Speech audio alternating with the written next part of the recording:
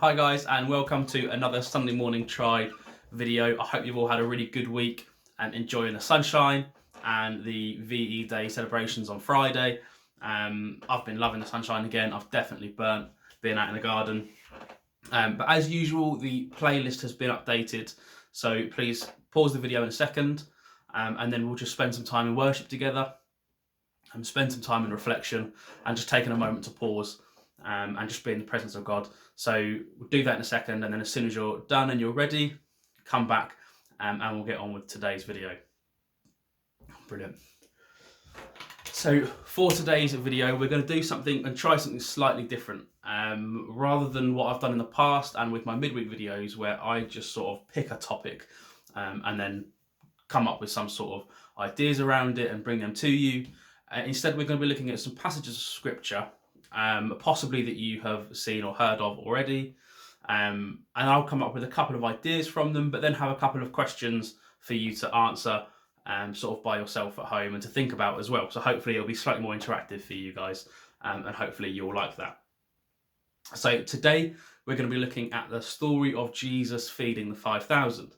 It's definitely a passage that you most likely have heard of and have read.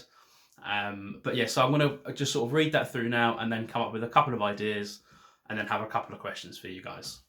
So we're reading, this is John chapter 6, verses 1 to 13.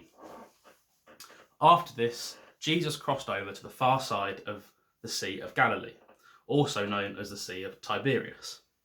A huge crowd kept following him wherever he went because they saw his miraculous signs as he healed the sick.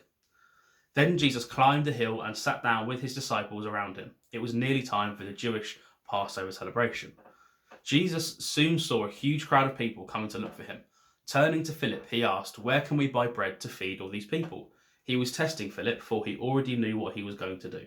Philip replied, "Even if we worked for months, we wouldn't have enough money to feed them." Then Andrew, Simon Peter's brother, spoke up. "There's a young boy here with 5 barley loaves and 2 fish. But what good is that with this huge crowd?" "Tell everyone to sit down," Jesus said. So they all sat down on the grassy slopes. The men alone numbered 5,000. Then Jesus took the loaves, gave thanks to God, and distributed them to the people. Afterward, he did the same with the fish, and they all ate as much as they wanted. After everyone was full, Jesus told the disciples, "Now gather the leftovers so that nothing is wasted." So they picked up the pieces, and filled 12 baskets with scraps left by the people who had eaten from the 5 barley loaves. So it's obviously a story that you most likely have heard before, but there's just 2 very quick and quite simple things really I want to pull from that. The first one is this young boy. So I find it quite amazing in this story that there's 5,000 men here, so quite likely between 12 and 15,000 people when you include the women and children. And none of these people had brought any food with them. They'd all got up and followed Jesus, but none of them had brought any food. And this young boy seemingly is the only person here who has any food with him, brings and makes the disciples aware that he has these bread and these loaves. Now, he must have known that this was not enough to feed this amount of people that were all sat there. And yet he took what little he had and he brought it to them anyway. And he was giving what he had to help. And then from that little, Jesus was able to perform a miracle which then fed potentially 10 to 15,000 people. And I think that's amazing. I think there's often times where we think that what we have isn't enough. What kind of difference can I make? And it's a topic that comes around every time there's something to vote for. There's always people saying, "Oh, my one vote isn't going to change anything, so there's no point." But actually what Jesus is doing here is he's taking the little that this young boy has and he's turning that into something that is incredible and something that is affecting so many people.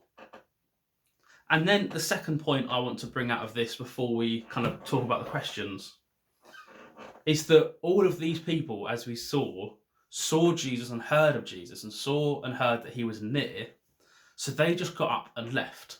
Now we know they didn't have any food, so they left quickly enough that they didn't even think about food. They knew they were going to be walking for a long time, and they knew they were going to be out for the whole day, and yet they didn't even think about food. The idea of being there and just getting like a nugget of what Jesus was talking about, just a snippet of the miracles he was performing, was exciting enough to them that they just left their house and ran effectively. They just followed Jesus. Now, I'm not sure if there's anything really in my life that would cause me just to get up and leave everything behind. And it's made me kind of think about, what actually is there that would cause me to get up and run? Because these people, they understood and they recognized the power of Jesus so much that nothing held them back. They just got up and ran. And a lot of these people potentially were leaving family members at home. We don't know if they all ran in families or not.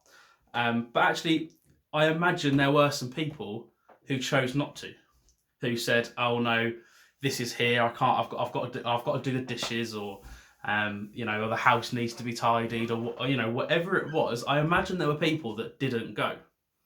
And I guess the challenge for me throughout this is I don't want to be the person that didn't go. I want to be the person who got up and ran and just left everything. I had nothing holding me back in my pursuit of Jesus. So my questions for you today are, the first one, what would you drop everything for? Who would you drop everything for? Is there someone who, if you saw them walk past your window right now, or maybe not right now, that you can't just get up and follow someone, but what is there that you would get up and just follow? Is it a celebrity, a pop star, or I don't really know who's famous right now, but who would you get up and just leave everything for? Second one is, what is the little that you have that you can give to God?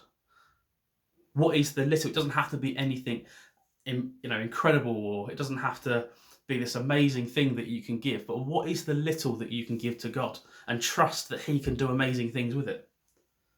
And then finally, what is it that's holding you back from just fully following Jesus?